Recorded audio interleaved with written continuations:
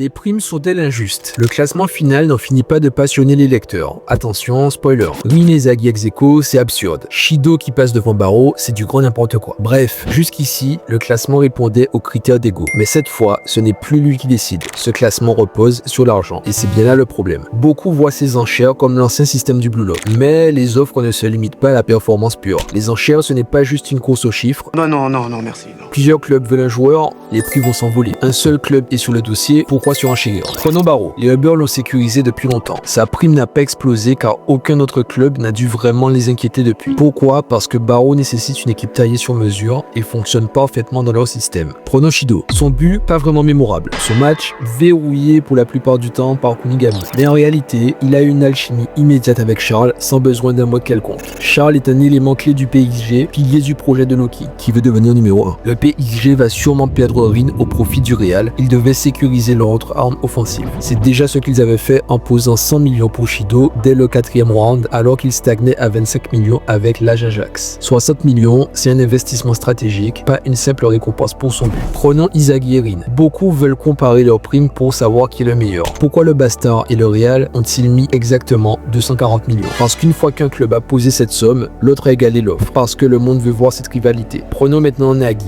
Imaginons qu'il marque un but de classe mondiale. Serait-il surprenant qu'il croive Bachira au poteau malgré seulement 2 buts dans la Neo Egoist League? Oui, ce serait injuste. Mais s'il prouve qu'il assimile parfaitement les enseignements de Chris et Agui, le Manchen pourrait remonter son offre et valider son potentiel initial qui était à 88 millions. Alors oui, ce classement est injuste si on ne regarde que les performances brutes, mais totalement logique si on pense au caractère impitoyable du business. Ligue des champions, compétition nationale, ce ne sont plus juste des matchs, mais des investissements. L'auteur nous a tellement conditionnés à juger l'aura des buts qu'on a oublié l'essentiel. La Neo Egoist League, c'était avant tout un marché et le Blue Lock est le plus impitoyable des champs de bataille.